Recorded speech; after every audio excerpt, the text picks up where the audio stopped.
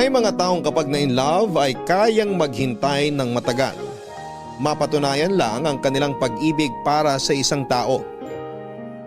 Pero kung pagkakataon na mismo ang nagpasya kahit gaano pa katagal, ay mahirap talagang abutin ang mga bagay na hindi naman para sa atin. Ikaw hanggang saan ang kaya mong hintayin para sa taong iyong minamahal? Ang pag-ibig ay hindi minamadali. Sabi nga sa banal na kasulatan, love is patient. Minsan kailangan nating maghintay para sa taong minamahal natin. Ganito ang nangyari sa letter sender nating si Israel. Siya ay nagmahal pero kinailangan niyang maghintay para sa puso ng dalagang kanyang iniibig. Saan kaya hahantong ang love story ng letter sender natin ngayong araw? Ito ang dapat ninyong tutukan dito lamang sa mga kwento ng pag-ibig, buhay at pag-asa sa nangungunang Barangay Love Stories. Dear Papa Dudut, isang mapagpalang araw sa inyo, Papa Dudut, naway magkaroon kayo ng isang masaya at makabuluhang tanghali. Pati na rin sa mga nakikinig sa inyong programang Barangay Love Stories. Ako si Israel, 65 years old. Simulat sa pool ay masugid yun na akong taga-subaybay. Lalo na sa aking bilyaran kung saan ang mga araw-araw ninyong kwento ang palaging naririnig tuwing pananghalian. Nagpadala ko ng sulat sa inyo para naman ibahagi ang love story ko. Gusto ko kasing mapakinggan din ng mga tao ang kakaiba kong kwento ng pag-ibig.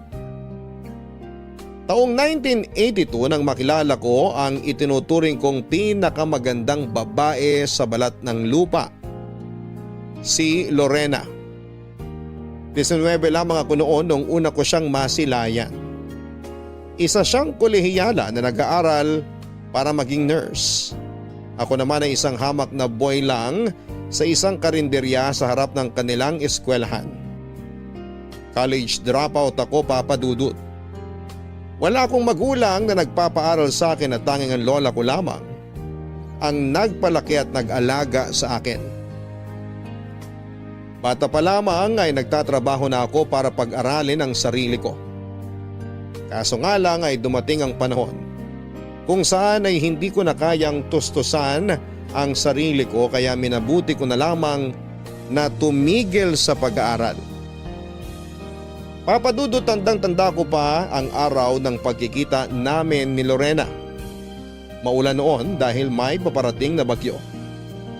Sa kalagitnaan ng pagliligpit ko sa karinderya kung saan ako nagtatrabaho ay biglang dumating si Lorena, basang-basa sa ulan.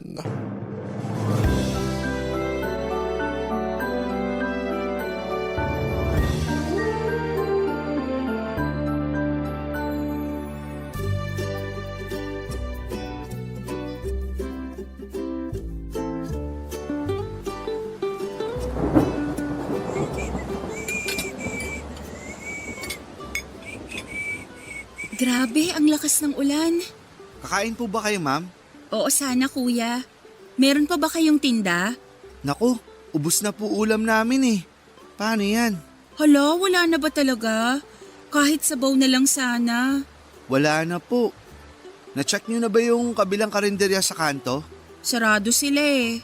Bakit po kasi late na kayong mananghalian? Naubusan tuloy kayo. Ang dami kasing kailangang tapusin sa school. Tinapos ko muna lahat bago ako nag-break. Wala na ba talaga? May itinabi akong ulam pero para sa akin sana yun. Sige, next time na lang. Pero kung gusto mo, sa'yo na lang. Talaga? Salamat, kuya. Gutom na talaga ako eh. Pero paano ka? Wala ka nang kakainin. Kakain na lang ako sa bahay pag uwi ko mamaya. Maghati na lang tayo. Para naman hindi ako mag-guilty. Wag na. Sandali lang. Ilalabas ko lang yung ulam. Ilang rice ba gusto mo? Isa lang. Ano palang pangalan mo, kuya? Israel. Ikaw? Lorena. 19 pa lang ako, Lorena. Wag mo na akong ikuya. Nakakatanda. Pareho lang pala tayo ng edad. Talaga ba? Oh, ito sabaw, para di ka lamigin. Salamat. Mukhang busy talaga kayo sa school ah. Oo eh. Sunod-sunod na yung pinapagawa sa amin. Patapos na kasi yung semester. Base sa suot mo, nursing kinukuha mo? Oo, first year. Ang dami talagang kumukuha ng nursing ngayon, no? Madami talaga kasi yun ang hanap nila abroad. Totoo ba? So plano mo ring mga ibang bansa kaya ka nag-nursing? Hindi naman. Gusto ko lang talagang maging nurse. Pero kung may opportunity naman sa ibang bansa, bakit hindi, di ba? Oo nga naman. O sige, maiwan na kita para makakain ka na ng maayos. Salamat ulit. Pasensya ka na ha, naagawan pa kita ng ulam. Wala yun. Bunso sa 5 magkakapatid si Lorena. Sundalo ang tatay niya samantalang nurse naman ang kanyang ina. Kumpara sa buhay ko ay mas maayos at may kaya ang pamilya nila. Papadudot magandang dalaga si Lorena. Maihehelera ko siya sa mga tipo nila Dina Vonaby na isa sa mga pinakasikat na artista noong kapanahunan namin. Artistahin kasi ang datingan niya. May pagkatisay, mahabang buhok at malaanghel ang kanyang mukha.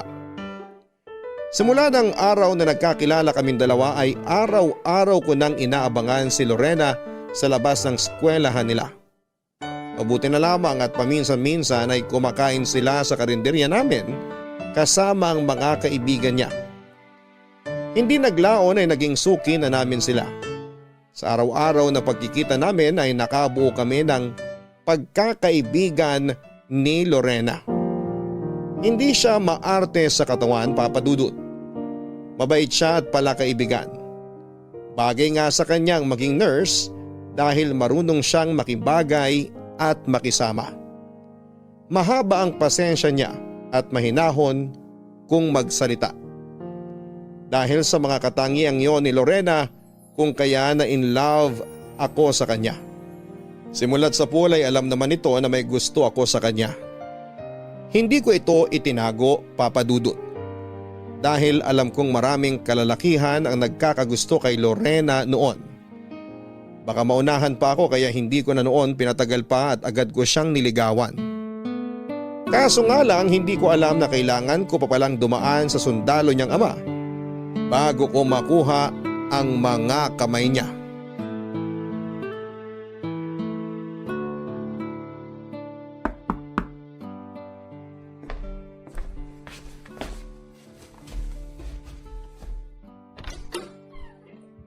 Magandang hapon po, sir. Magandang hapon din.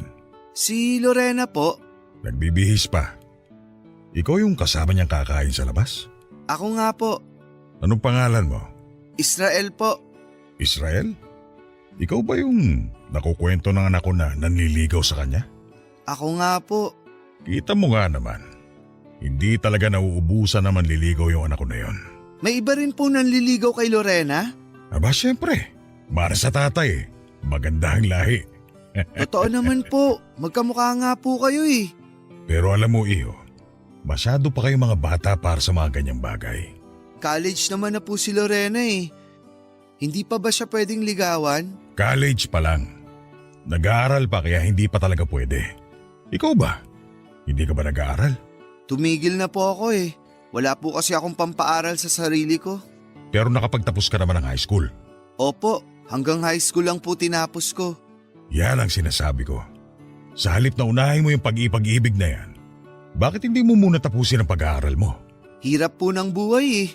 Kung may mga magulang sana ako na magpapaaral sa akin, baka nakapasok pa ako ng college. Yung lola ko na lang po kasi ang nagpalaki sa akin eh. Ako wala rin akong magulang. Maaga silang namatay sa sunog. Pinalaki rin ako ng lola ko pero alam mo kung anong ginawa ko? Ano po? Nagsumikap ako para makapagtapos. Pinagsabay ko ang trabaho at eskwela. Ngayon, maganda na ang buhay namin. Ang hirap po kasing pagsabayin yan eh. Lalo na kung konti lang naman po sinasahod ko.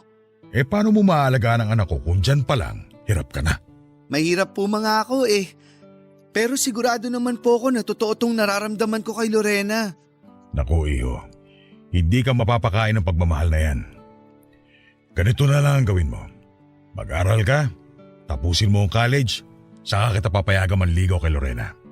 Kaya mo ba yun? Sige po, para po kay Lorena. Mag-aaral po ako. Yan, tama yan.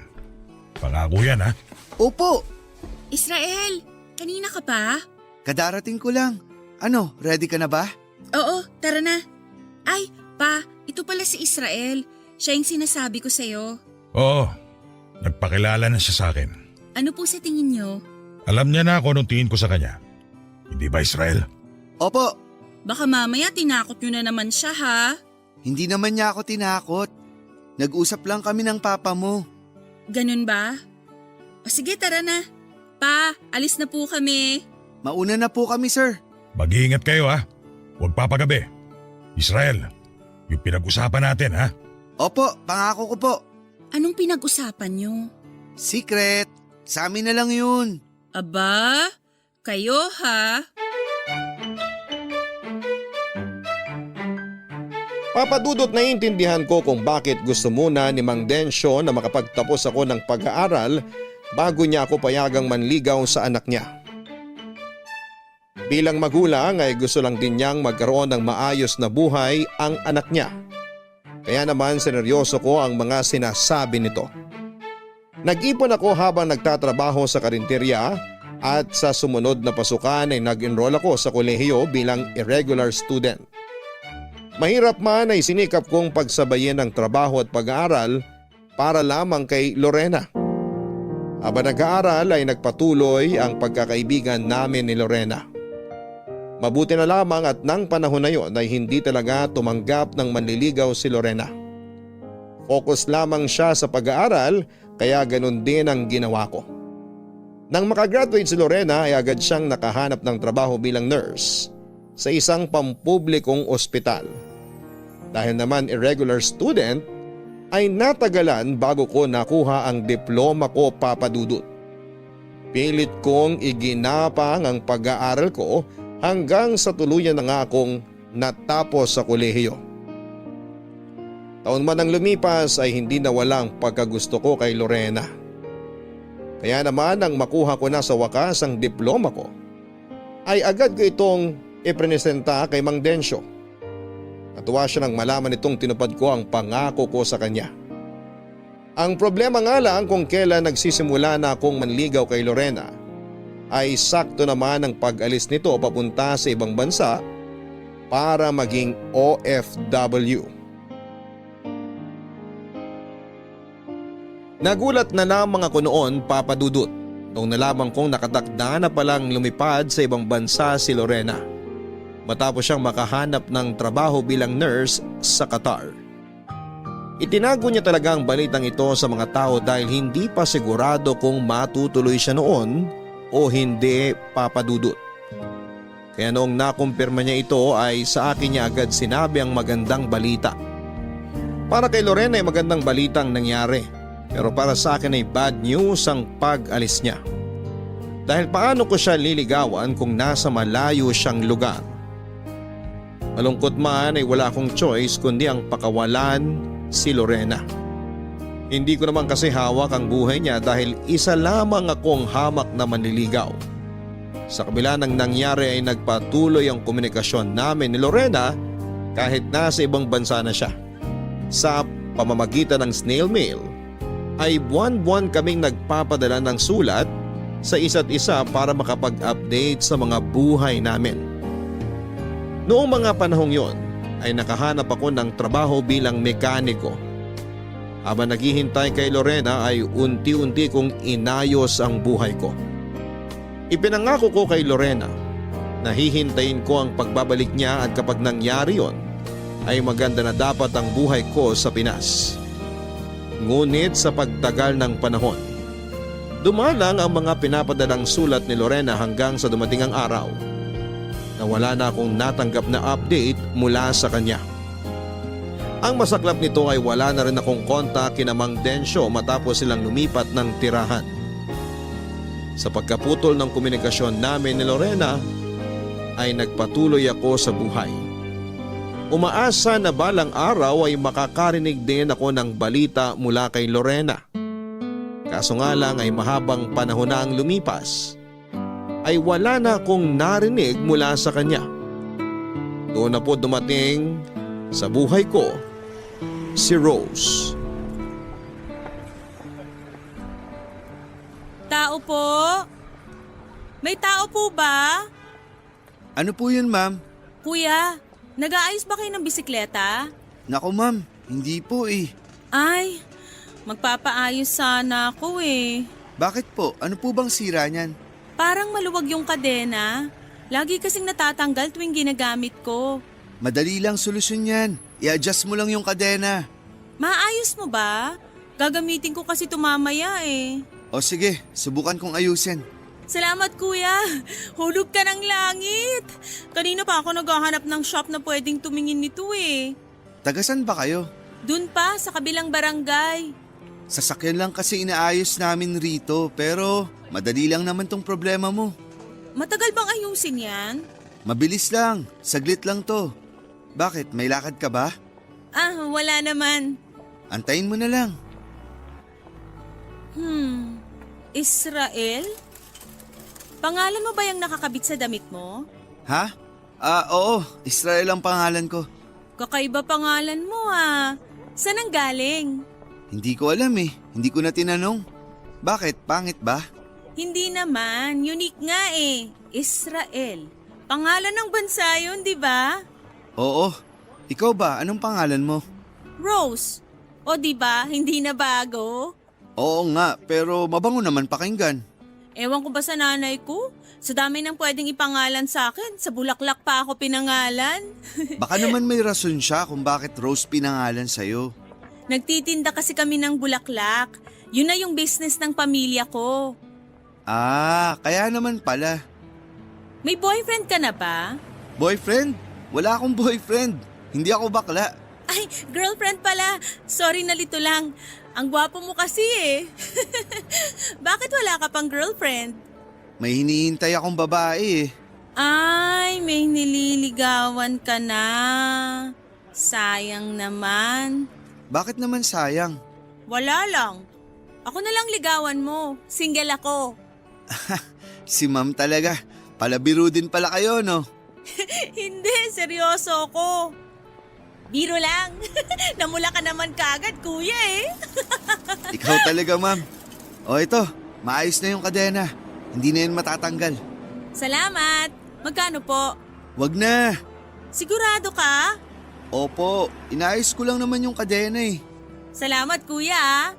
Basta kapag nangailangan ka ng girlfriend, hanapin mo lang ako sa kabilang barangay. Rose ang pangalan. Sige, bye-bye! Si Rose ang panganay sa 3 magkakapatid. Tendera siya ng mga bulaklak na noong mga panahong yon ay nahilig sa paggamit ng bisikleta. Hindi naman talaga ako nag-aayos ng bike, Papa Dudut. Pero dahil may alam naman ako sa pag-aayos nito, ay pinagbigyan ko si Rose. Hanggang sa akin na siya nagpatulong tuwing nasisiraan siya ng bike. Doon nagsimula ang pagkakaibigan namin. Sa mga sumunod na buwan ay inamin sa akin ni Rose na matagal pala siyang tumigil sa pagbibisikleta. Parang hobby lang kasi niya yon at nung nawalan siya ng time ay tinambak na lamang niya ang bike niya. Ang pinagtataka ko lang dati, kahit na hindi na siya gumagamit ng bike ay palagi pa rin niya itong ipinapaayos sa akin. Saka ko na lang nalaman na kaya pala ganoon ay dahil may gusto pala sa akin si Rose. Papadudot loyal ang puso ko kay Lorena at nang mga panahon na yon ay hindi ko tinanggap ang pag-amin ni Rose. Sinabi ko sa kanya na hanggang pagkakaibigan lang ang kaya kong ibigay sa kanya dahil may iba nang nilalaman ang puso ko. Nagulat ako noong masaya pa rin tinanggap ni Rose ang pagkakaibigang aloko. Pagkatapos noon ay lumalim pa ang pagsasama naming dalawa. Sa mga panahong kasama ko si Rose ay unti-unting nawala sa isipan ko si Lorena. Noong time na yon ay wala pa rin akong natatanggap na balita mula sa kanya. kung buhay pa ba siya o may sarili na siyang pamilya. Unti-unti ay inalis ko na sa puso ko si Lorena at ang pumalit sa lugar nito ay si Rose. Rose, Oh, Israel! Sandali lang, magsasara lang ako ng shop. sige lang, take your time. Mukhang marami kayong benta ngayon Marami talaga. Undas eh. Ano pa lang sadya mo? Ba't napadaan ka? Walang magawa sa bahay Naghahanap ako ng makakasama. Ay sus, mismo lang ako eh. Sakto, may bagong tayong kainan malapit rito. Kain tayo doon. Sige ba? Anong tinda nila doon? Mga inihaw, masarap yung isaw baboy nila. Talaga? Sige, libre kita. Ay, anong meron? Bakit may palibre? Tiba-tiba ka ba ngayon? Ayaw mo ba? Siyempre gusto. Yun naman pala Ano pang hinihintay mo? Tara na. Maglalakad tayo. Nasaan yung motor mo? Hiniram Maglakad na lang tayo para mas sweet. Sweet ka dyan. Kala mo naman nanliligaw. Kung ligawan ba kita, sasagutin mo ba ako? Siyempre naman. Matagal na nga akong patay na patay sa'yo eh. Ikaw lang naman tong walang ginagawa dyan. So kung liligawan kita ngayon, sasagutin mo agad ako? Ang tanong, liligawan mo ba ako? Oo, Totoo? Pues sinasagot na kita. ang bilis naman. Anong gusto mo? Pahabain pa ba natin yung ligawan? Wag na. So, tayo na ba? Ano sa tingin mo? Umuo na nga ako, di ba? Grabe, ganun lang pala manligaw. Sigurado ka na ba talaga dyan na ako ang pinipili mo? Oo naman. Bakit mo naman natanong yan? Paano yung isa? Sinong isa? Yung sinasabi mo nun, yung babaeng hinihintay mo. Yun ba? Wala na yun. Di na nagparamdam Hindi na ata babalik. Paano kung biglang bumalik? Iiwan mo ako? Hindi Kaya nga kita niligawan kasi hindi na siya ang laman ng puso ko. Ikaw na. Ganito pala kiligin. Di ko inaasahan na magiging anniversary natin tong undas. Bakit kasi sa dami pa naman ng araw ngayong November 1 ka pa nanligaw? Di ko naman inakala na sasagutin mo ako agad Matagal na kitang gusto, Israel. Hindi ba obvious na sasagutin kita agad? Pasensya na. Kala ko kasi pahihirapan mo pa ako. Di na uso yun.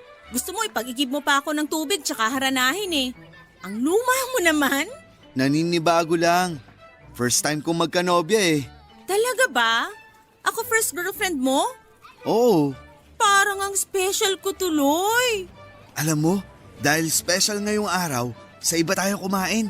Doon tayo sa mas masarap. May alam ako, malapit lang din. Yung mura lang wag sa masyadong mahal. Oo, lika dito tayo.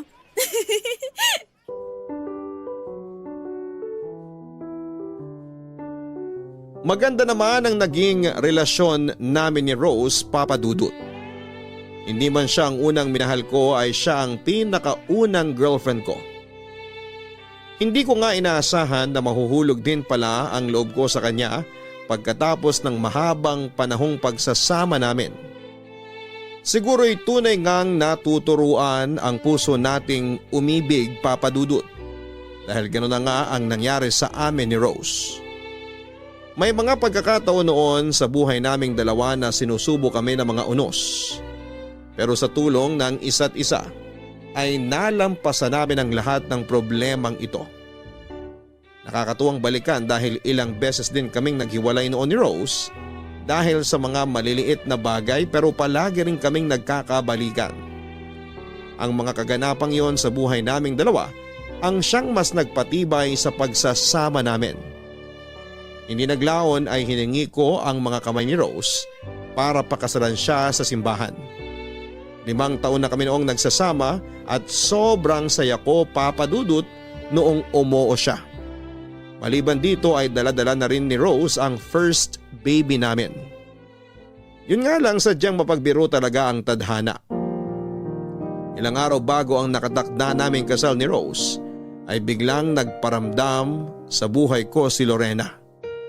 Ang babaeng matagal ko nang hinintay ay parang kabuti na bigla na lang nagpakita kung kailan tanggap ko nang hindi na siya magiging parte ng buhay ko. Papadudot handa na ang lahat noon. 1 week na lang ay ikakasal na kami ni Rose. Ready na ang isusuot niyang wedding gown, naka-reserve na ang simbahan pati ang pagdadausan ng reception. Naipadala na ang mga imbitasyon at handa na ang wedding entourage. Hinihintay na lang naming matapos sa mga araw hanggang sa bigla kaming nagkita ni Lorena. Nasa trabaho ako noon at busy sa pag-aayos ng makina ng sasakyan. Noong marinig ko ang boses niyang tumawag sa pangalan ko. Akala ko nga noon ay nananaginip lamang ako. Hindi ko ma-describe kung ano ang nararamdaman ko ng araw na yon.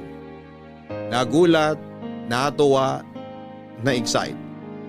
Nagkanda lito-lito na ang emosyon ko matapos kong muling masilayan si Lorena.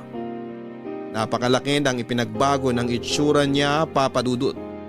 Taglay pa rin naman niya ang ganda niya pero makikita na sa kanyang itsura ang paglipas ng panahon. Hindi na tulad ng dati, mas mature na ang kanyang mukha. Naalala ko sa kanya ang tatay niyang si Mang Densyo, kung saan niya nakuha ang ganda niya. Para akong nanumbalik sa nakaraan ng mga oras na yon. Dali-dali ako nagpaalam sa trabaho para makausap ng maayos si Lorena. Inimbitahan niya akong kumain sa labas at doon ay sinagot niya ang mga katanungan sa isipan ko kung ano ang nangyari sa nagdaang mga taon.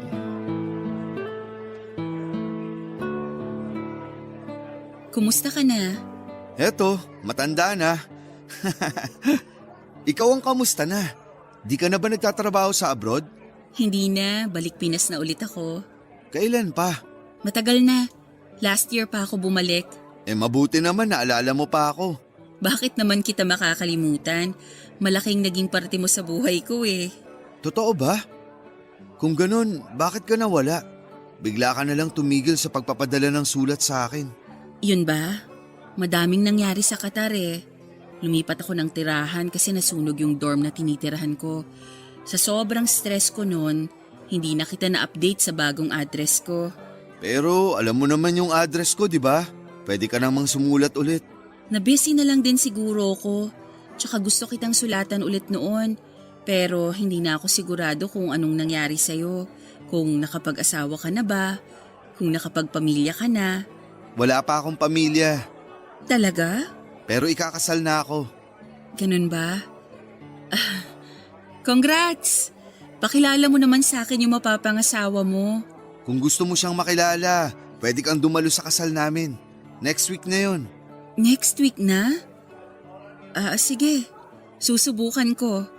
Ikaw, may pamilya ka na ba? Ako? Wala pa. Pero may boyfriend ka na siguro, no? Wala rin. Wala? Bakit?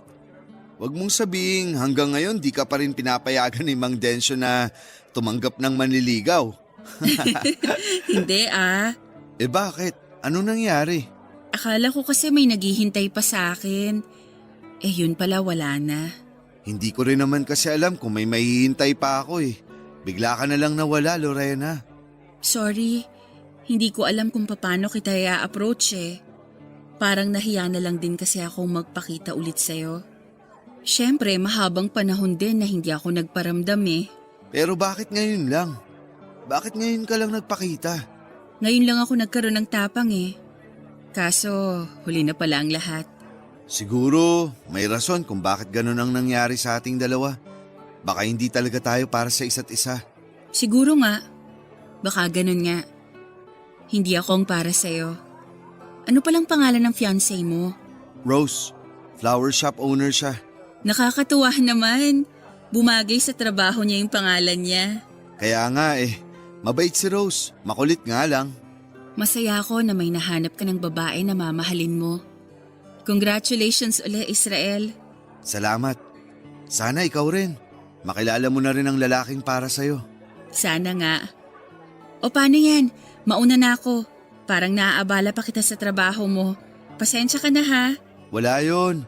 Patapos na rin naman ako sa trabaho kanina. Salamat nakipagkita ka ulit sa akin. Salamat din, Lorena.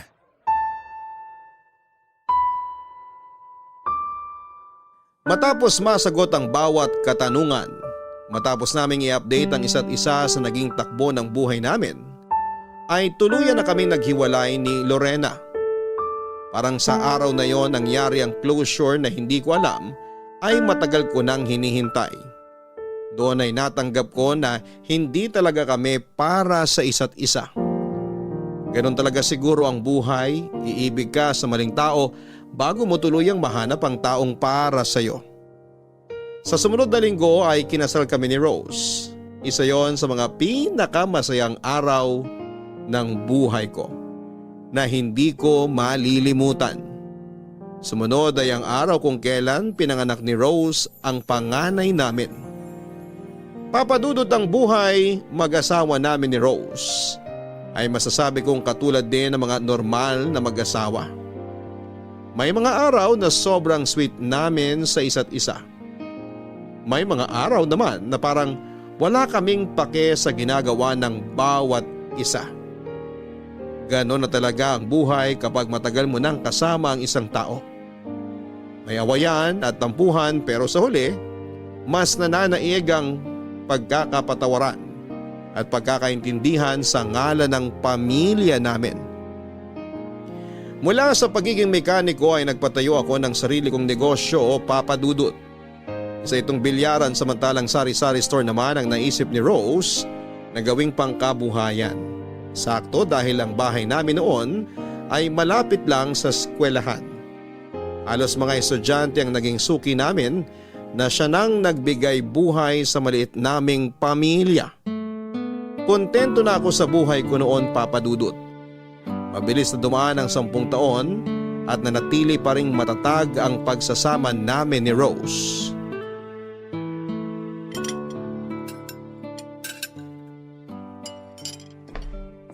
Wow, ang bango ah. Tama ba yung naaamoy ko? Adobo?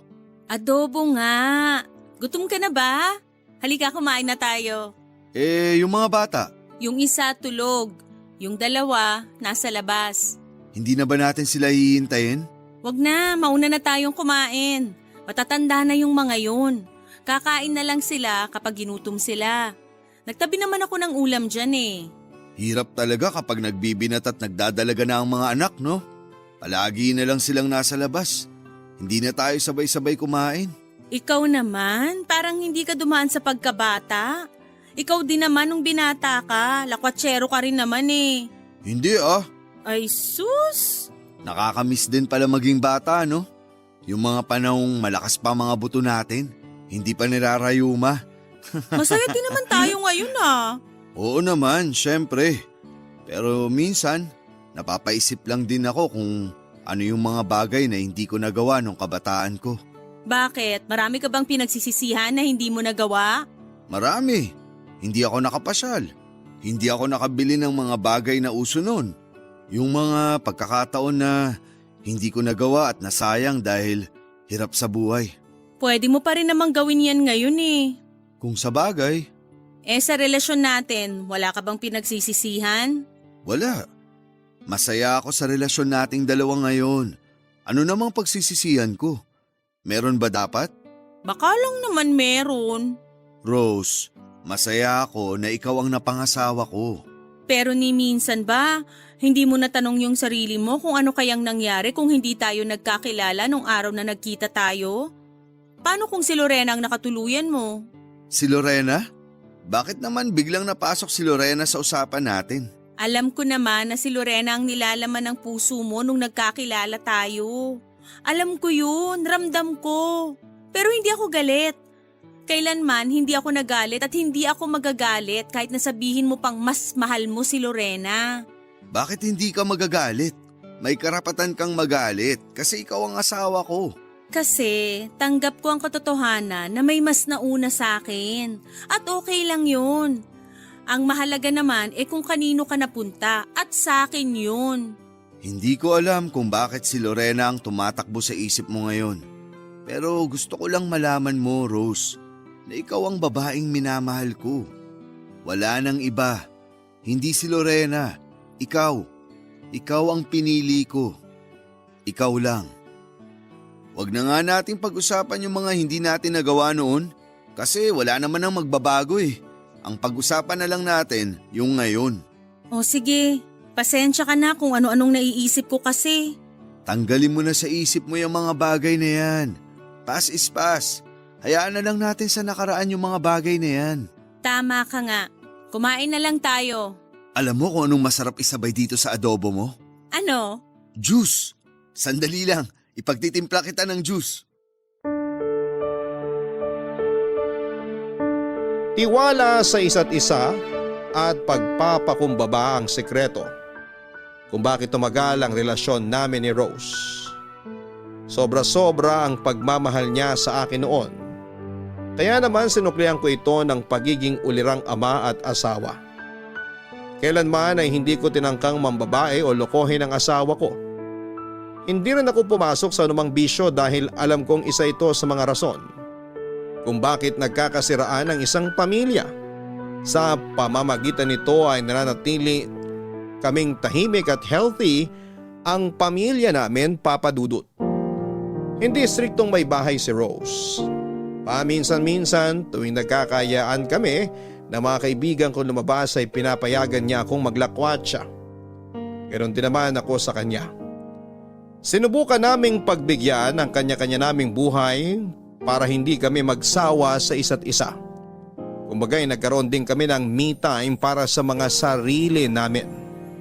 Papa Dudut, 3 ang naging anak namin ni Rose. Sa tulong ng bilyaran ko at ng sari-sari store niya ay napag-aral at napagtapos namin ang mga anak namin. Wala na talaga akong ibang mahihiling pa noon. Pero sa buhay ay hindi ka magiging bida sa sarili mong kwento kung wala kang pagsubok na pagdadaanan. Dumating ang pagsubok na yon sa buhay namin noong bigla na lamang na-diagnose si Rose na may breast cancer. Nagsimula ang lahat sa isang maliit na bukol sa pagitan ng kaliwang dibdib at ilalim ng kilikili ni Rose. Noong una ay hindi niya ito pinansin dahil hindi naman daw ito masakit. Inakala niya na sa pagdaan ng mga araw ay unti-unti rin itong mawawala. Pero sa mga sumunod na taon ay mabilis na lumabas sa mga sintomas nito. Nagbago ang hugis ng kanyang dibdib at nadagdagan ang bukol nito at tuwing nasasagi ay nakakaramdam siya ng sakit. Papadudot, wala akong kaalam-alam noon sa pinagdadaanan ni Rose. Matagal niya itong itinago sa akin. Sa nagdaang taon ay inindalang ni Rose ang sakit na nararamdaman niya. May takot kasi sa ospital si Rose. Kailanman ay hindi niya nasubukang magpa-ospital. Maging noong mga anak siya ay sa bahay niya ito ginawa sa tulong ng isang midwife. Pero noong hindi na talaga niya makayanan ang sakit na nararamdaman niya ay nagpadala na siya sa espesyalista. Doon na namin nalamang may cancer si Rose, Papa Dudut, at malala na ang lagay nito. Sa mga sumunod na buwan ay mabilis na tumamlay ang kalusugan ni Rose. Ganon din kabilis na naubos ang ipon naming mag-asawa para sa pagpapagamot niya. Unti-unti siyang nangayayat hanggang sa lahat ng mga treatment sa kanya ay hindi na gumagana. Dumating ang araw na hindi na kayang lumaban noon ni Rose. Gusto na niyang sumuko at para sa isang asawang tulad ko, mahirap makita ang babaeng pinakamamahal mo na nagsasuffer at ang malala ay wala kang magawa ukol rito.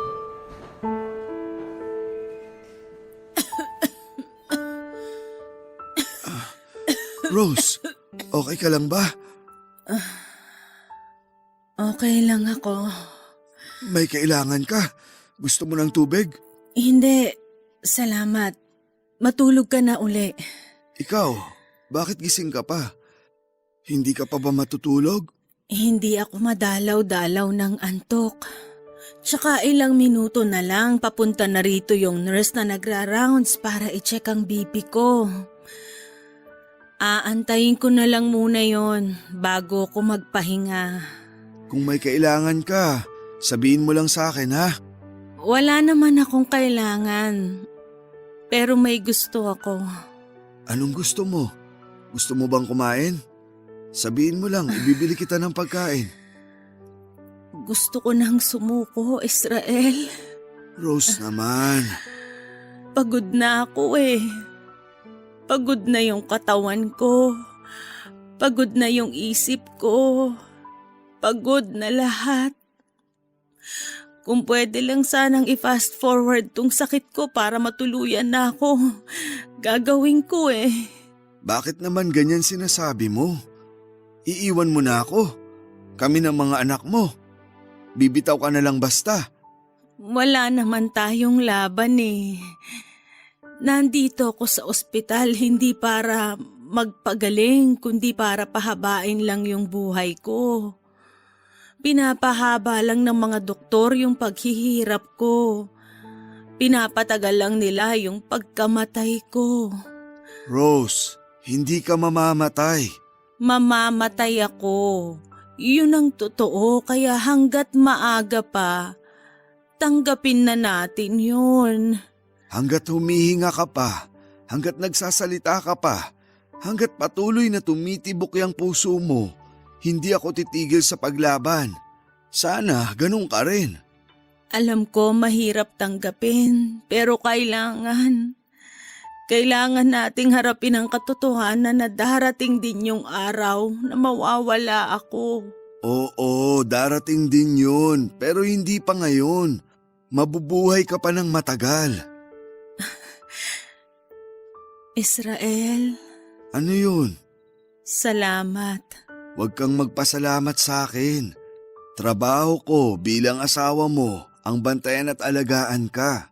Hindi yun ang tinutukoy ko. Nagpapasalamat ako sa'yo sa pagpili mo sa akin. Ha? Anong sinasabi mo? Alam kong hindi ako ang mahal mo. Pero ako yung pinili mo. Pinili mo kong pakasalan. Sinamahan mo kong bumuo ng pamilya. Maraming salamat. Rose, mahal kita. Alam ko at mahal na mahal din kita. Masaya ako kahit na pangalawa lang ako sa puso mo. Masaya ako kasi kahit ganun, hindi mo pinaramdam sa akin na second choice lang ako. Israel, alam ko na kailanman hindi naalis sa puso mo si Lorena. Pero gusto kong malaman mo na naiintindihan kita. Sapat na binigay mo sa akin ang pinangarap kong buhay. Ikaw ang dahilan kung bakit hindi ako natatakot mamatay. Ikaw ang dahilan kung bakit kontento na ako sa buhay. Rose, Kaya ngayon, nararapat lang din na bumawi ako sa'yo. Sa araw kung kailan babawiin na ng Panginoon ang buhay ko, yun din ang araw na pinapalaya na kita.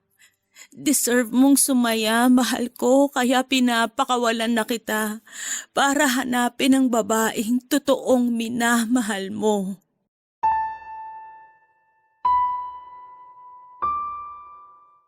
Tatlong buwan makalipas ang pag-uusap namin yon ay tuluyan ang bumigay si Rose. Labis ang sakit na nararamdaman ko, Papa Dudut, noong mawala sa akin ang asawa ko. Naawa ko sa mga anak ko na bigla na lamang nawala ng pagkakataong makasama ang ina nila ng mas mahaba pang panahon. Napakarami kong pagsisisi noon. Kung sana ay maaga naming nalaman ang sakit niya ay baka naagapan pa namin ito. Kasi wala nang magagawa kung magsisisihan pa kami. Pilit akong nagpakatatag. Mahirap mawalan ng kabiyak sa buhay pero ganun talaga ang katotohanan. Minsan ay may mga taong mas nauuna sa atin. Sa mga sumunod na taon ay mas pinili ko na lamang ang mapag-isa. Ang atensyon at lakas ko ay ibinuhos ko sa pagpapaganda sa bilyaran ko. Ang sari-sari store na iniwan naman ni Rose ay sinalo ng isa sa mga anak namin. Unti-unti kong binawi ang perang nagastos namin sa pagpapagamot kay Rose. Gusto kong mag-ipon dahil hindi natin hawak ang buhay natin at kapag ako naman ang nagkasakit ay ayokong ipasa ang problemang ito sa mga anak ko. Kaya pinagplanuhan ko na ang lahat. Nawala na noon ang taong nagbibigay saya sa buhay ko. Kaya binibilang ko na lamang din noon ang mga araw bago kami muling magkita ng asawa ko. Matanda na rin naman ako, Papa Dudut, at malalaki na ang mga anak ko at may sari-sarili na silang pamilya. Kung kailan para bang nawawala na ako ng gana, ay saka naman nag-iba ang direksyon ng buhay ko. Ito ay dahil makalipas ang mahigit 2 dekada ay muli kaming nagkita ni Lorena.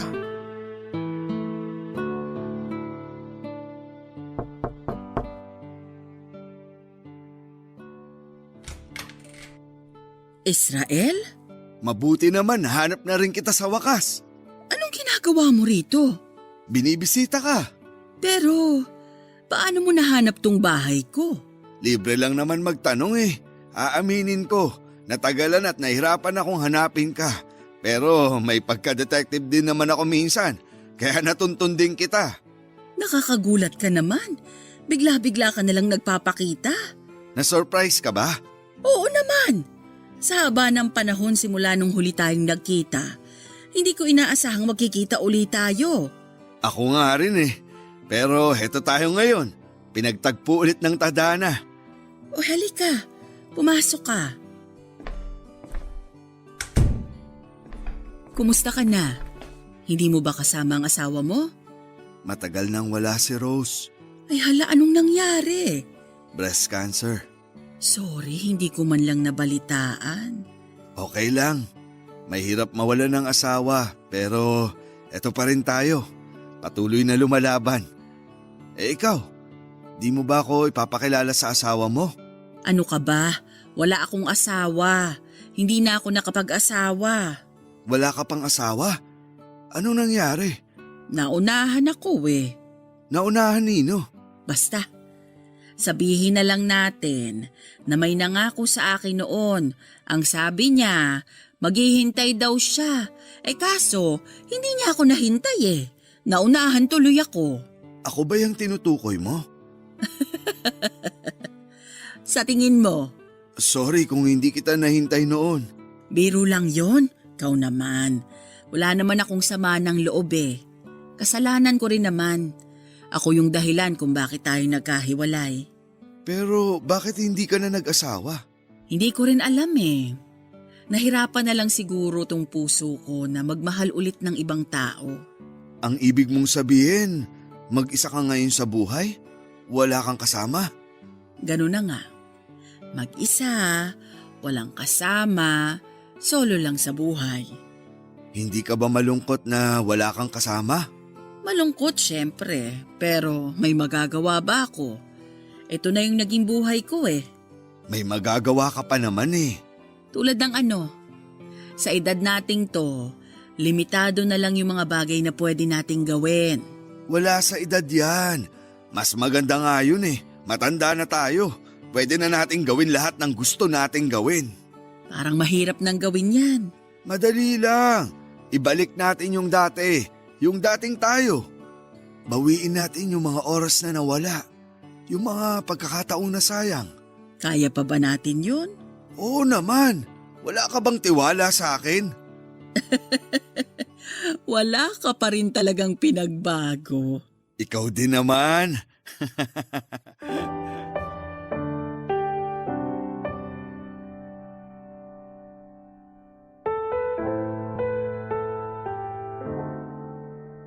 Sa muling pagbabalik ni Lorena ay biglang nagkaroon ng kulay ang madilim na buhay ko, Papa Dudut. Ang kalungkutang naramdaman ko dahil sa pagkawala ni Rose ay pinawi lahat ni Lorena. Ibinalik namin ang pagkakaibigan naming dalawa kahit magkalayo kami ay dinadayo pa namin ang isa't isa para lamang magkasama kaming dalawa. Masaya ako, Papa Dudut, na nabigyan ulit ako ng pagkakataong makasama si Lorena. Sa edad kasi namin ay mahirap nang bumagay sa makabagong henerasyon. Hindi na kami makarelate sa kung ano ang bago. Kaya naman masarap sa pakiramdam na may kaidaran ako kung saan ay pareho kami ng interes at pagkakaintindi sa buhay. Hindi naglaon ay naisipan kong ituloy ang matagal ko nang inaasam kay Lorena. Niligawan ko siya, Papa Dudut. Hindi man kami nagkatuluyan o mga bata pa kami sa pagkakataong ito. Oras na siguro para ituloy ang naudlot naming kwento. Sinagot ako ni Lorena at netong taon lang ay kinasal kaming dalawa. Pagkatapos nito ay lumipat na ng bahay si Lorena at tumira sa akin. Sakto dahil bumukod na rin ang bunso kong anak kasama ang asawa nito kaya hindi na ako maiiwang mag-isa, Papa Dudut. Ito po ang love story ko. Maraming nangyari, maraming aral. Muli, magandang araw po sa inyo. Ang inyong forever kapuso at kabarangay, Israel. Mga kabarangay, ang pag-ibig ay parang roller coaster. Dadalhin ka nito sa rurok ng kaligayahan at kasabay nito ay maaari ka ring mapunta sa pinakailalim. Ano't ano paman. Kahit kailangan mo makipagsapalaran sa ngalan ng pag-ibig ay sigurado kung worth it din naman ito sa dulo. Kaya naman sa mga kabarangay nating hanggang sa ngayon ay nananatili pa ring single, huwag tayong mawala ng pag-asa dahil ang bawat ipinapanalangin natin sa buhay natin ay darating din sa tamang panahon. Hanggang sa muli, ako po ang inyong si Papa Dudut sa mga kwento ng pag-ibig, buhay at pag-asa sa Barangay Love Stories number 1. Sabay-sabay nating pakinggan ang iyong kwento ng pag-ibig, buhay at pag-asa. Ipadala lang sa barangaylovestories@yahoo.com. Nagustuhan ng iyong napakinggan? Ituloy yan via live stream sa www.gmanetwork.com/radio.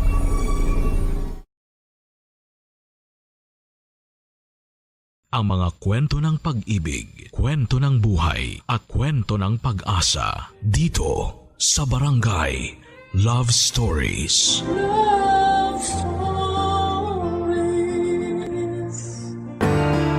Lahat tayo ay isinilang ng isang ina, ngunit hindi lahat ay pinalad na magkaroon ng mabuting ina o lumaki sa piling ng isang ina. Kaya tinahanap natin ang kalinga nila.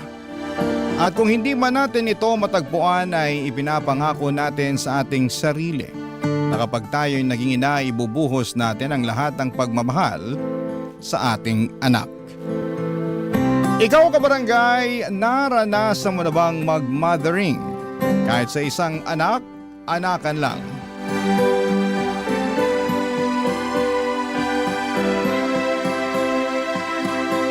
Dear Papa Dudut, makulay na tanghali po mga kabarangay. Sana po ay mapili po ninyo, Papa Dudut, ang aking kwento para itampok sa Barangay Love Stories. Alam po ninyo ay fan na fan niyo po ako. At lately ay pansin ko pong pumapayat po kayo. Ano po ba ang sekreto ninyo? Ang atribida ko po natutuwa lang po talaga ako na nabibigyan ninyo ng boses ang platform ng ordinaryong tao na katulad ko na ikwento sa buong mundo ang kanilang struggle na napagtagumpayan. Ako po si Rene, super fresh pa po sa aking alaala. Yung mga panahon na fresh pa po ang beauty ko. Sisimulan ko ang aking kwento noong 1980s. So alam na ng mga kabarangay natin na gurangchi na ako ngayon. Pero doon tayo sa freshness. Noong mga panahon kasing yon ay sobrang tabu pa po ang pagiging out and loud ng mga bakla. Kaya karamihan sa mga kabaklaan society ay kloseta. Paminta ang aura. Ganon din ako. Pinipilit kong maging pamen pero hindi talaga kaya ng powers ko na pigilan ang totoo kong pagkatao. Para kung bulkang gustong sumabog at ipagsigawan sa lahat na maganda ako. At gawa ako ng Diyos. Mahal niya ako kasi binigyan niya ako ng talino at face card. Bakit ko nasabi? Kasi consistent ang honor ko noong estudyante pa lamang ako, Papa Dudut. At tuwing fiesta ay kinukuha akong escort ng reyna-reynahan na paeksena kasi cute daw ako. Hindi nila alam na ang bet ko ay ang maging isang reyna. Proud ang parents ko sa utak ko pero ang motherland ko alam na alam niya na hindi lalaki ang uniko iho niya. Isa po akong magandang prinsesa na gustong magkajowa ng isang gwapong Prince Charming. Kaya galit si nanay sa akin, wala daw siyang anak na bakla. Nakakahiya, hindi ako makaakyat sa langit. Pero paano ba akyatin ang langit, Papa Dudut? Pinipigilan ko kung sino talaga ako.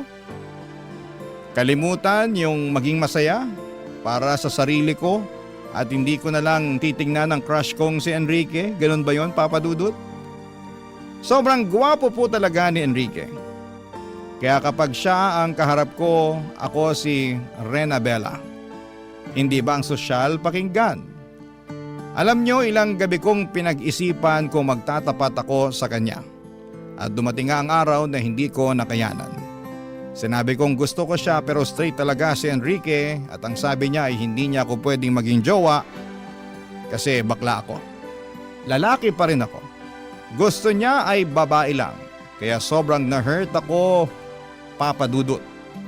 Pero ilang linggo lang ay nakabawi ulit ako kasi hindi naman niya ako iniwasan. Ganon pa rin ang treatment niya sa akin pero may kaunting nagbago na gustong gusto ko naman. Kapag kami lang dalawa ay wala siyang pakialam kung niyayakap ko siya.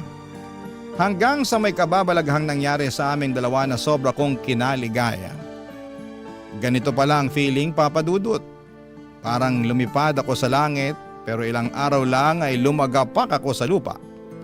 Dahil kumalat ang chismis tungkol sa aming dalawa sa nangyari sa amin.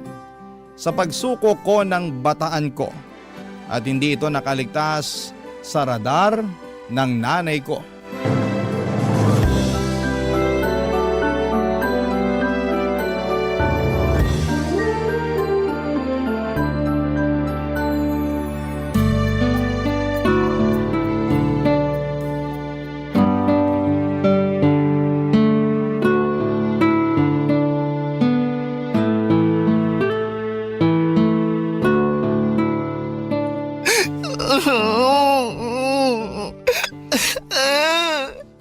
Nay, tama na po.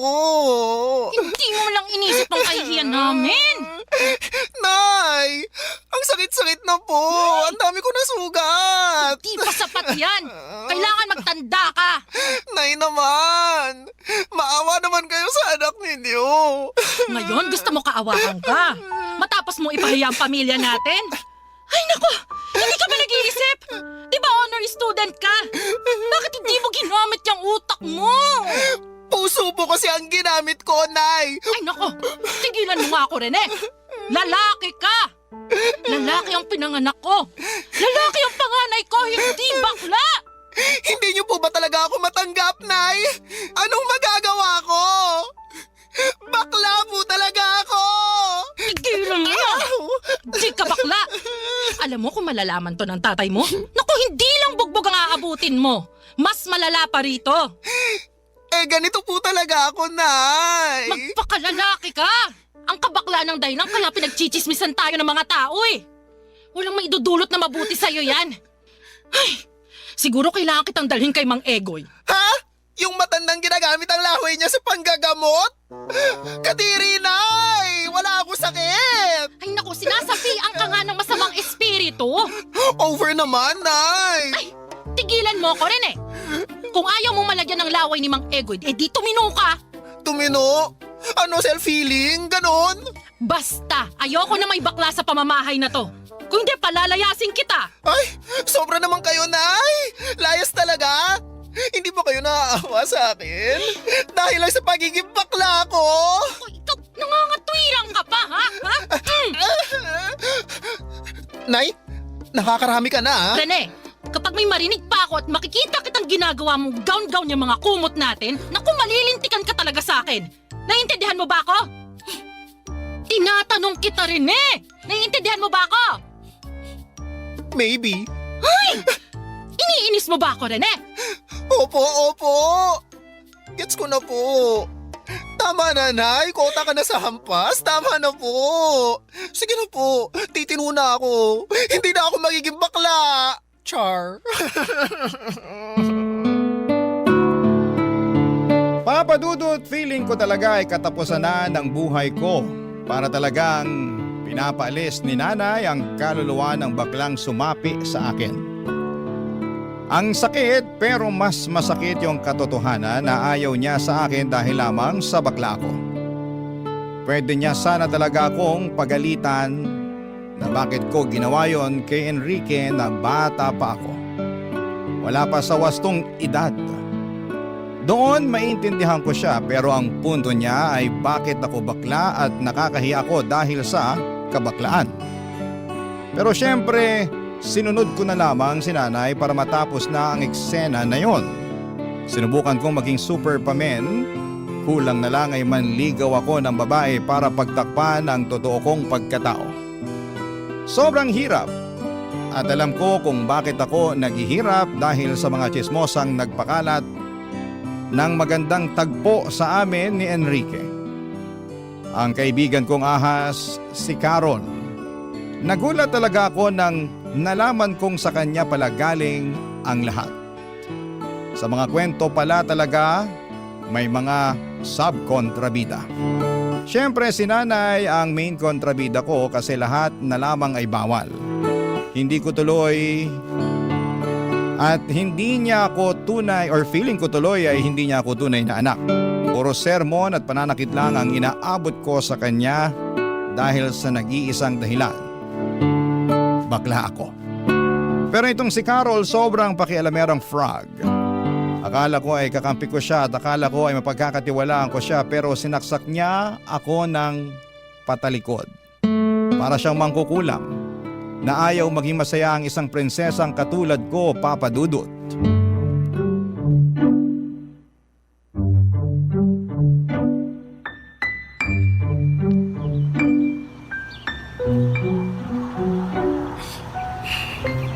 Carol, pwede ba tayong mag-usap? O Rene, anong pag-uusapan natin? Ba't ganyan ang ayos mo? Tsaka, bakit ganyan kang makatingin? Diretsahan na to ha. Galit ako sa'yo. Ano? Bakit? Ay, maang-maangan? Amnesia? Walang maalala? Bakit ako naririto? Tigilan mo ako ha? Ano ba kasing ginawa ko sa'yo, ha? Bakit mo pinagkalat? Bakit mo sinabi sa ibang tao yung tungkol sa amin ni Enrique? Ano? Napipi ka ba? Nakita mo ba yung mga pasa ko? Yung mga sugat ko? Yung iba tingnan mo, hindi pa naghilom. Binugbog ako ng nanay ko dahil sa kagagawan mo. Hindi ko na kasalanan yan. Ay, walang accountability. Bala ko dyan. Ay, huwag mo ako tatalikuran, Carol. Gusto mo ipagkalat ko rin yung kalandian mo? Hoy! Hindi ako malandi, ah. Ay, nagsalita? Banal yarn? Gusto mo isa-isahin ko? Rene, pwede ba tigilan mo ako? Ikaw na ang backstabber na feeling Santa. Ano ba ang motibo mo para i-chismis mo kami ni Enrique, ha? Dahil ba gusto mong mauwi sa impyerno ang buhay ko? Ganun ba? Gusto mo ng impyerno? Hindi kita sasantuhin! Di sige, saktan mo ako. Isusumbong kita. Ay, mahilig ka talaga sa ganyan, no? Sumbongerang pala ka! Bakit? Dahil ba mas matalino ako sa'yo? Na kahit anong gawin mo, mas mataas pa rin ang grades ko? Kasi hindi mo kaya ang utak ko at ang galing ko sa mga art project? Alam mo, nakakaawa ka kasi hindi ka lumalaban ng patas. Oo na. Ikaw na magaling. Pero bakla ka pa rin. Ayun! Wow! Grabe ang argument! Pang matanda ang atake, wala bang bago? Alam mo, hindi na ako nasasaktahan kung tawagin mo man akong bakla. Mas nakakasakit yung hindi ka nga bakla. Pero isip bata ka naman. Bakit pa ba kita naging kaibigan? Bakit mo ako naging kaibigan? Di ba dahil lumalapit sa akin yung mga lalaki, gusto mong makisawsaw? Ay, talaga? Hindi naman lumapit sa akin si Enrique dahil sa'yo. Pero sa halip na magtuloy-tuloy kami ni Enrique, naunsyame pa dahil sa'yo. Sama-sama mong kaibigan? Hindi ka na naawa? Akala ko hindi ka tulad ng ibang mapanghusga pero mas masahol ka pa. Inggitera! Tsaka! Alam mo ikaw, sumusobra ka na, ha? O ano, naiiyak ka na? Hindi mo ako madadaan sa paiyak mo. Simula ngayong araw na to, hindi na tayo friends. Tandaan mo yan! Ay, Rene! Bumalik ka dito! Maghanap ka ng iba mong matutuklaw! May vaccine na ako sa'yo, wala nang epek ang kamandag mo sa akin! Che! Papadudot na karating kay nanay ang naging away namin ni Carol at syempre ako ang nagmukhang kontrabida at salot sa lipunan. Napapaisip tuloy ako kung masama ba akong tao o hindi ko lang maintindihan si nanay. Pero sobra naman po dahil lang sa bakla ako ay bugbog ang aabutin ko sa kanya sa pang-araw-araw. Bukod doon ay tinis ko ang lahat ng chismis at pangungutya sa akin dahil lamang sa pagiging bakla ko. Maharot daw ako, wala daw akong hiya at tagapalaganap daw kami ng mga sakit. Ganon kalala ang mga tao sa amin. Sobrang tiniis ko ang lahat hanggang sa makatapos ako ng high school at doon ko napagdesisyonan na lumuwas ng Maynila. Sabi ko sa sarili ko na hindi na ako babalik pa sa Masbate. Gamit ang inipon kong pera ay lumuwas po ako ng Maynila. Nakituloy muna ako sa isang kamag-anak pero hinahamak din ako. Buti na lamang at nakahanap ako ng trabaho at tuluyan na akong namuhay ng mag-isa. Namuhay ako na walang inaalalang ibang tao. Namuhay ako bilang kung sino talaga ako. Bilang magandang Rena Bella. Barangay Love Stories. Barangay Love Stories. Ginawa kong araw ang gabi. Todo kayod ako sa trabaho para makaipon, papadudot. Naging janitor ako, waiter at kung ano-ano pa. Hanggang sa dumating ang araw na kaya ko nang pagsabayin ang trabaho at pag-aaral. Kumuha ako ng kursong accountancy. Bilang mukha akong pera ay bet kong maging propesyon ng tagabilang ng pera. Basang nasa isipan ko lang talaga noon ay gusto kong yumaman at ayaw kong hamakin ako ng mga tao. Gusto kong ipakita sa kanila na baklaman ako pero hindi niyo ako pwedeng tapakan. Kasi narating ko ang mga pangarap ko sa buhay. Sa awa ng Diyos, natapos ko ang accountancy kaya nakapagtrabaho ako bilang isang bookkeeper. Kahit professional na ako ay hindi pa rin nawawala ang mga bully dahil lamang sa kabaklaan ko. Pero wala nang titindi pa sa mga ginawa ng nanay ko noon sa akin. Kaya naman naging matatag na ako, papadudot. Nakapagpundar ako ng isang bahay na hinuhulugan ko sa Mandaluyong. Hanggang isang araw, nakilala ko si Vince. Ngayon pa lamang ay sasabihin ko na walang kahit na anong namabagitan sa amin ni Vince. Si Vince ay isa ring bakla, dalagitang bakla.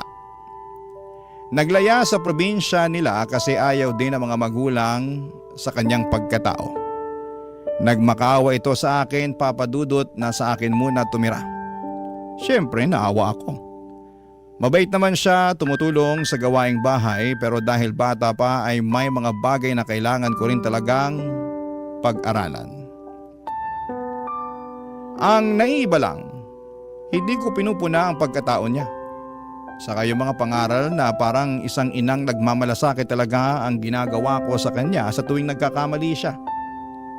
Tulad ng huwag agad magtitiwala sa mga lalaki dahil mapagsamantala lamang sila sa kahinaan nating mga magaganda. Habang tumatagal, napamahal na ako kay Vince.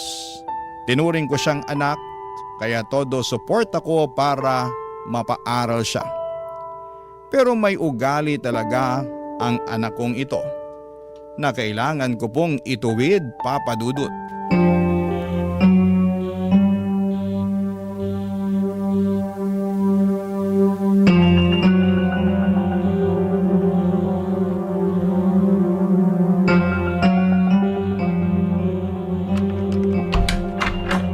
Anong ginagawa mo? Nangungupit ka? Mother. Vince, bakit mo to ginagawa? Sagutin mo ko. Hindi pa ba sapat ang ginagawa ko sa'yo para ganituhin mo ako? Pinagnanakawan mo ako ng pera? Sorry, Mother. Ilang beses mo na tong ginawa, ha? Kaya pala nawawalan ako ng pera dahil ninanakawan mo ako? Eh tayong dalawa lang dito sa bahay. Pinapaniwala ko lang ang sarili ko na baka mali lang ako. Pero ngayon, nakita kita sa akto. Mother, sorry. Palalayasin mo na ba ako? Hoy Vince, huwag mo akong idaan sa paawa. Hindi ko sinabing palalayasin kita. Pero bakit ka nangungupit? Hihiya po kasi ako sa inyo eh. Gusto ko po sanang manood ng concert. Vince naman. Sorry po talaga, Mother. Sana sinabi mo na lang sa akin. Nahihiya po kasi ako eh. Hindi naman po basic needs yun eh. Pinaaral mo na nga po ako eh. Pinapakain. Tinuturi na parang anak mo. Kaya parang kalabisan po kung hihingi pa po ako sa inyo. Eh ang pagnanakaw. Hindi ba mas kalabisan yon? Mother, sorry po talaga. Mabuti na lang at nalaman ko ng maaga. Paano kung masanay ka na? Magiging normal na lang sa'yo ang magnakaw. Gawin mo ang madaling paraan para makuha ang gusto mo. Kung tinuturing mo akong totoong mother, hindi ka gagawa ng kalabisan na katulad nito. Mali po ako. Mali po talaga yung ginawa ko. Huwag na huwag mong ugaliing maging sinungaling at magnanakaw, Vince, ha? Oo, bakla tayo. Pero hindi tayo sinungaling at magnanakaw. Hindi ako nahihiya sa pagiging bakla ko. Ang dapat mahiya yung nagnakaw at nuknukan ng sinungaling. Mother, pasensya na po. Sorry po talaga. Aalis na lang po ako. O aber kung aalis ka, saan ka naman pupunta? Maghahanap po siguro ng trabaho. Hindi ko po alam. Hindi, huwag kang umalis. Po? Ipangako mo sa akin at sa sarili mo na hindi mo na uulitin pa to. Masama ang manloko ng kapwa. Masama ang maging buhaya. Ayaw kong magpalaki ng buhaya. Ang gusto ko, matinong tao. Naiintindihan mo ba? Mother, ang bait-bait niyo pa rin po sa akin kahit ganun na po yung ginawa ko sa inyo. Paprangkahin na kita, ha? Red flag talaga ang ginawa mo pero napamahal ka na sa akin eh. At gusto kong intindihin ka at gabayan para maging mabuting tao ka. Ha? Yes, Mother. Magiging mabuting tao po ako. Huwag lang sa salita, ha? Gawin mo, Vince. Gawin mo! Yes, Mother Renabella. Ay! Go, Vina! Hindi pwedeng buwakelya ang baklush na pretty!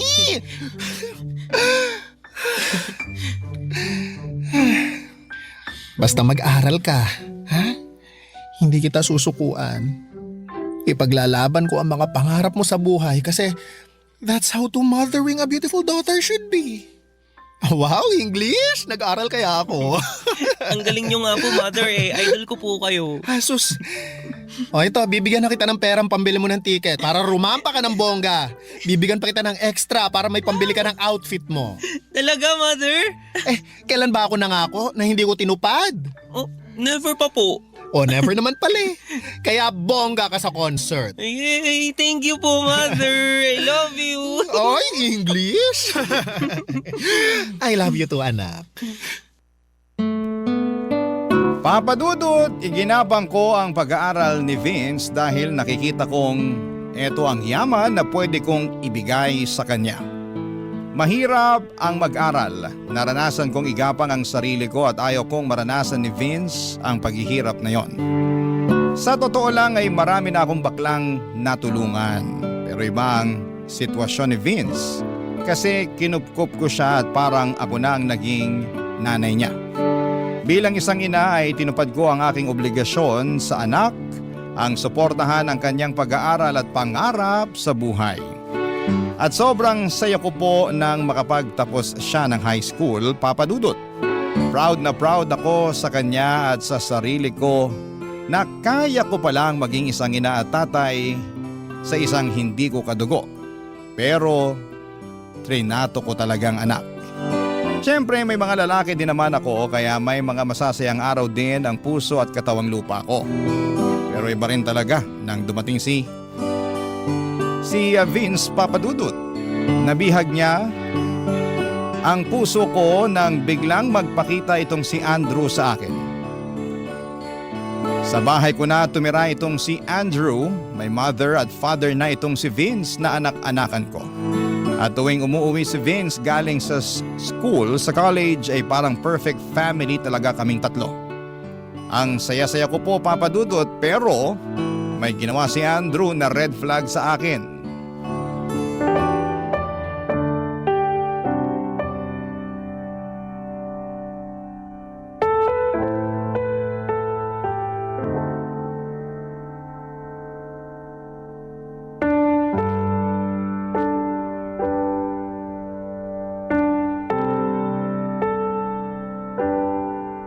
Andrew, Han, bakit ka nangupit? Bakit mo ginalaw yung ipon ko? Han, kasi Ang ayaw ko, yung sinungaling na nga, magnanakaw pa. teka lang. Ano kasi Han eh? Han, kasi Sige, magsinungaling ka pa. makinig ka. Kailangan ko lang kasi. Nasa ospital ang nanay ko sa Cebu. Yun. Ano? Oo.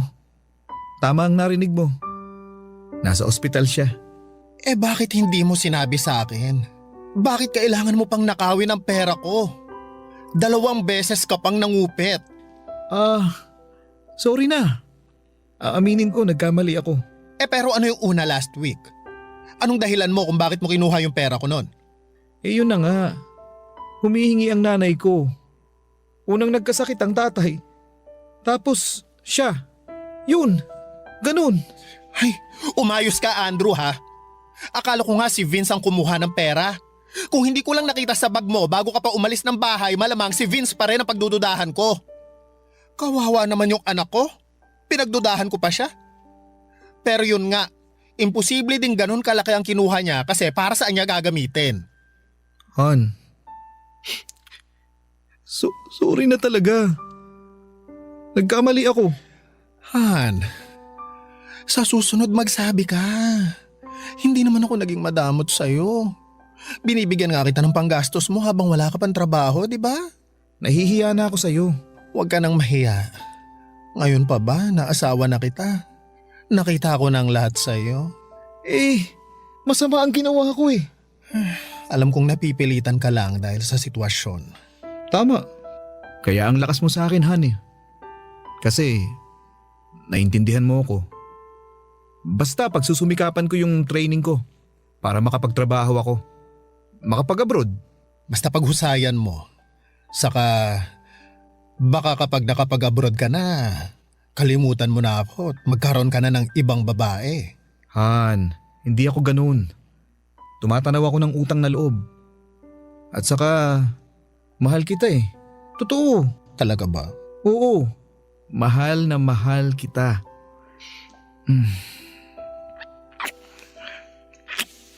Ay, Han, hindi ko kayang mawala ka sa piling ko.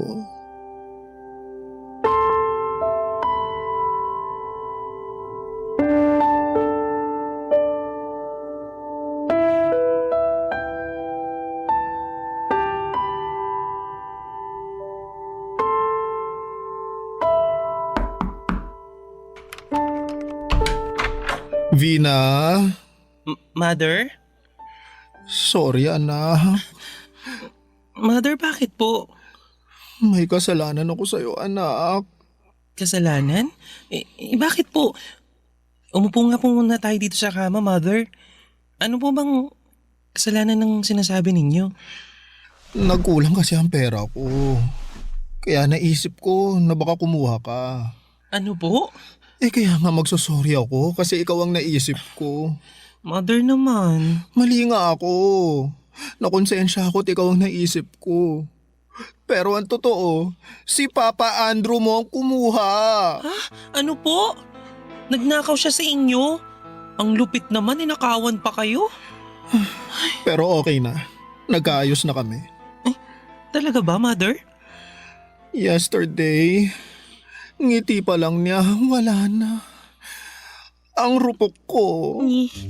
Iba talaga, in fairness. Well, yummy naman si Papa Andrew. Truly, ang muscles, ang face, ang performance, pang opera. Mapapanganga ka talaga ng bongga. Mother, ha? Mukhang nandidiri ka. Baka ikaw, may nililihim ka na sa akin. Over? Wala po akong nililihim. Ano naman po ang nililihim ko sa inyo? Love life. Mother, wala pa. Gusto kong graduate muna ng college. Hard to get tayo, ganon. Talaga? Yes.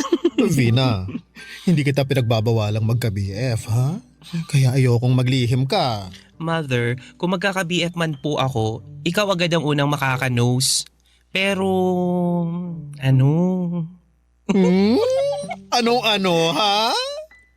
Rampa-rampa lang po muna. Hindi po ako pwedeng magka-Andrew tulad mo. Uunahin ko po muna magka-diploma. Ay, very good. Ganyan nga. Hindi talaga ako nagsisisi na inampon kita. Proud ako sa'yo, anak. Proud na proud ako sa'yo.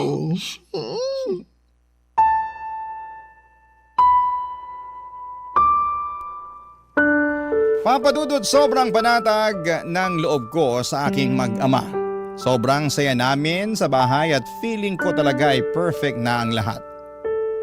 Naayos ko na yung pinakaayaw ko sa tao, yung magnanakaw at sinungaling. Pero pansin ko ay hindi na pera ang nawawala sa bahay, pati mga gamit.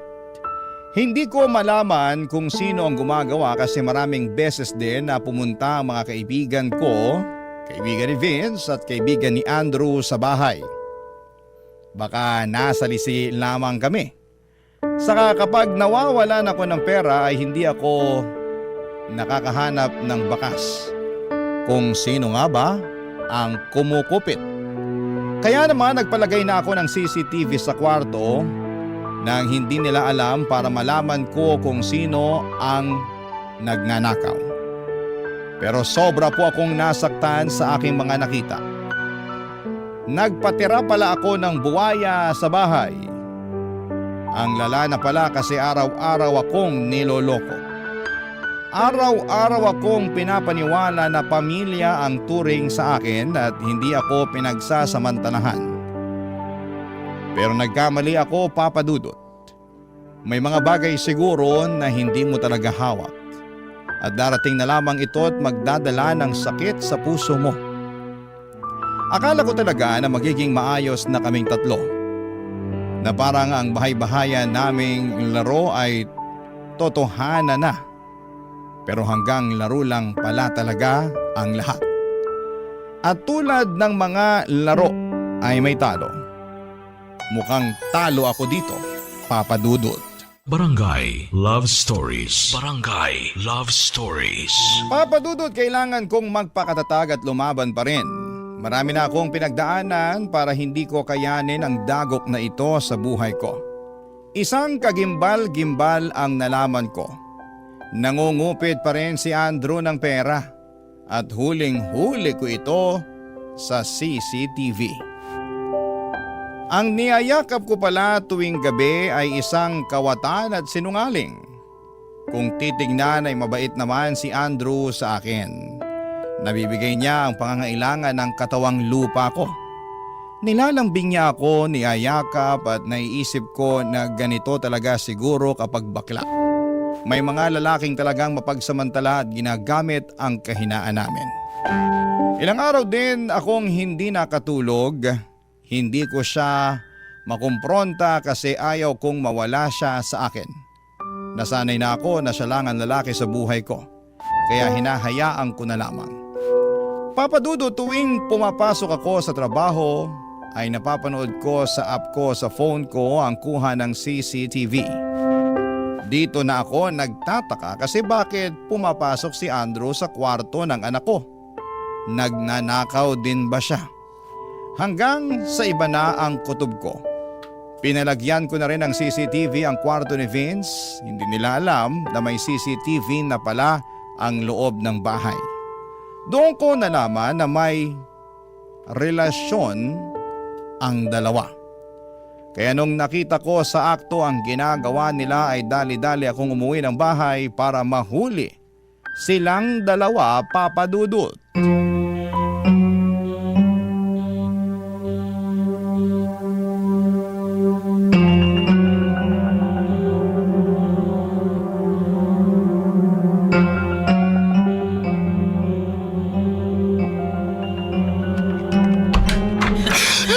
Mother? Magkakayop kayo! Tama na! Andrew! Tama na! Bakit si Vince pa? Bakit?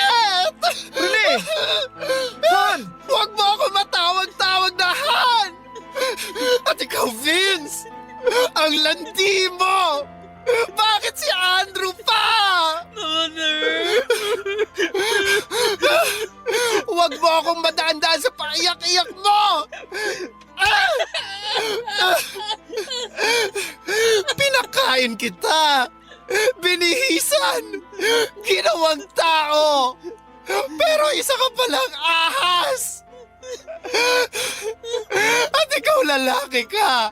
Ang sama mo! Ang sama-sama mo! Namumuro ka na sa pananakit ha? Karapatan kong saktan ka! Kasi ginawa niyo kung tanga! Rene ha, pigilan mo na to. Titigilan ko na talaga! Dahil palalayasin ko kayong dalawa! Lumayas kayo! Ano? Rene naman! Huwag naman ganun. Anong huwag? Matapos kong malaman ang kahalayan niyo! Sa anak pa natin talaga, Andrew! Rene naman. Pareho naman kayong bakla. Mapagbigay lang. Kasiyahan lang. Anong kasiyahan? Saka ano yung pangungupit mo? Kasiyahan lang din? Anong pangungupit yung pinagsasasabi mo? Wala akong kinupit ha. Ay talaga naman! Ang magnanakaw! Kapatid talaga ng sinungaling! Wag mo akong pagbibintangan. Ikaw pa ngayon ang nagbabanta? May ebidensya ako! Ano? May CCTV ang buong bahay na to! Lahat ng galaw sa loob ng bahay nakikita ko! Ang pagnanakaw mo! Ang kahayupan yung dalawa! Kaya lumayas na kayo! Layas! Mother! Huwag mo akong matawag-tawag na mother! Wala akong anak na malandi at inaasa sa sarili niyang... Bakit mo nagawa sa akin yun, ha? Kung makaiyak ka naman, nakinabang ka rin naman sa akin ah. Nakinabang? O nabulag ako? Na akala ko matino kang tao? Nabudol mo ako! Pero ngayon, tama na ang katangahan ko sa isang tulad mong walang kwenta! Magnanakaw! Lumayas ka na! Kung hindi, papakulong kita! Papa Dudut, sobrang gumuho po ang mundo ko ng araw na yon. Nagalaga pala ako ng ahas at buwaya sa aking bahay. Sa araw ding yon ay pinatatag ko ang sarili ko. Hinanda ko ang puso ko. Kahit na anong iyak at paghingi ng tawad ni Vince ay hindi ko talaga binuksan ang puso ko. Hindi po pwedeng lumambot kasi ibang klaseng pagtataksil na ang ginawa niya. Nararapat lang na umalis na siya. Wakasan ang naging ugnayan naming dalawa. Inahas na niya ako ang mother niya. Wala na ang kahit na anong etsyos ang magpapabago sa desisyon ko. Nakita ko sa mga mata ni Vince na sobrang ayaw niya akong iwanan. Pero guilty siya sa ginawa niya. Si Andrew naman mas nakita ko ang totoong kulay. Katulad lamang siya ng mga lalaking mapagsamantala sa mga bakla. Hindi ko naman nilalahat ang mga lalaki dahil may mga lalaki namang talagang genuinely na minamahalang karelasyon na bakla. Siguro hindi lang po ako pinalad. Naging tahimik ang bahay, wala nang Andrew at wala na ring Vince na nagchuchuk-tsakan kapag nakatalikod ako. Sa totoo lang, na-miss ko po si Vince. Umiiyak ako kasi nasasayangan ako sa kanya. Pero ginusto niya ang ginawa niya, ginusto niyang lokohin ang nag-iisang baklang nagpaka-mother sa kanya. Matapos ang halos 1 linggo ay bumalik si Vince, nagmamakaawa at humihingi ng patawad sa akin, Papa Dudut.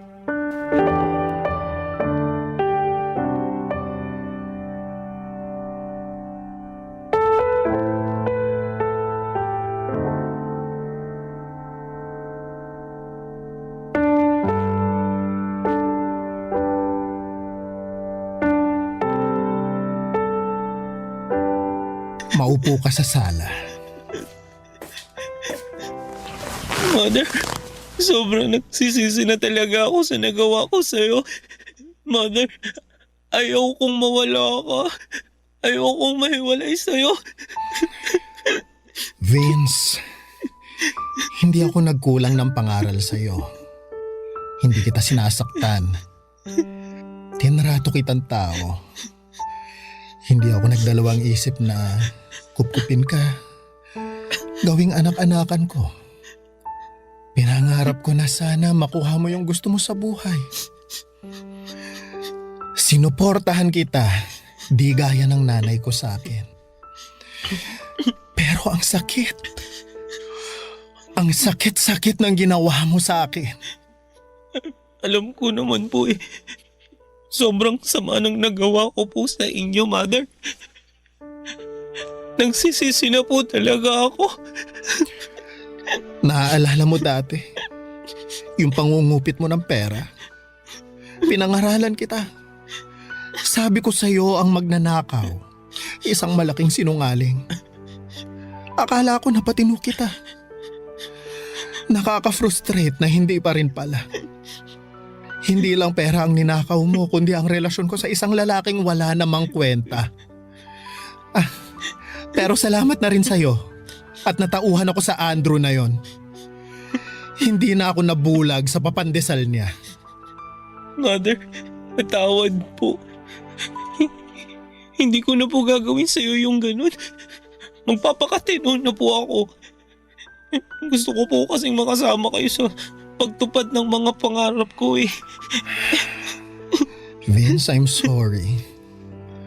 Buo na ang desisyon ko. Naaalala mo?